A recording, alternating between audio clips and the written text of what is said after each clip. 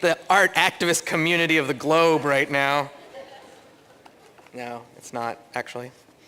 That's not true. So welcome back from lunch. I hope you guys got some vittles. You're fed, but not so fed that you're going to fall asleep. Stay awake. That's what the rain's for.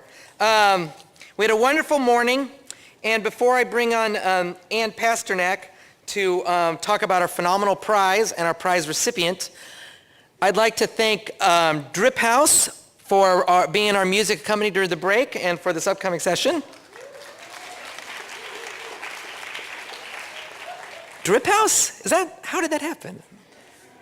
I want to also talk about, just briefly, this thing that we're doing. The show's called Living as Form, and it's a look, and the summit subtitle is Living as Form, and it's a look at socially engaged work from around the world, which is intentionally extraordinarily vague. Now, certainly in contemporary art land, there's a lot of phrases that go with this. You might hear relational aesthetics, you might hear public practice, you might hear social practice, you might hear social dialogic. I don't even know, you can just mix them up in a big Yahtzee thing and throw it around. It all kind of becomes a new genre. But the idea, of course, is it's groups of people doing things in the world. And ours gathering is, of course, has a political bent in so much as it's to challenge power in some way. And the reason, of course, that we're interested in this is not only that did we find in kind of contemporary art a lot of artists interested in this kind of practice, many of whom you've heard from here and as well as the previous two summits, but we're also interested in following the logic a little further. To quote one of the 21st century greatest philosophers, Donald Rumsfeld,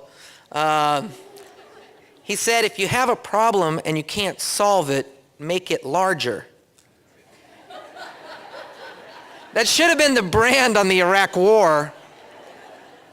But in terms of thinking about cultural production within the arts, it is kind of an underlying methodology, in so much as we're considering, if an artist is doing a rooftop garden where the community shares in it, how is that different than a community garden that isn't made by an artist that the community shares in, as opposed to the kind of gut instinct of many a critic in the art world that says, that's because they're both the same and they're both awful and they're not art. And maybe some of you in there are like, yeah, well, what's wrong with saying that? That's true. We're going to go with hey, what if they are the same? Who cares? It's interesting to me. And let's see what kind of bigger community those kind of intentionalities produce. And so not only are we spreading the kind of methods out to architecture, urban planning, community activism, theater, performance art, performing arts, and with each one of those a different kind of community, a kind of different discursive knowledge set, different kind of racial lines, geographic lines open up. But then even the step beyond that, and I always think every summit's a kind of calisthenics to stretching what could be a potential radical community, but also starting to think of new languages by which we can share and think through the kind of commonalities and the intended goals of our kind of political wishes and volitions. So that is, in a nutshell, a kind of looking into what we're trying to do with the summit, to build a community, to build an audience, and to build a language around thinking around impact and social justice via cultural production. I should also say, we're encouraging y'all to tweet and use your phones. Just don't put the noise on or whatever, put vibrate. But also, is there a way to turn vibrate sounds down too? Some people's vibrate things are crazy. You're like, that's pretty much a ringer, frankly.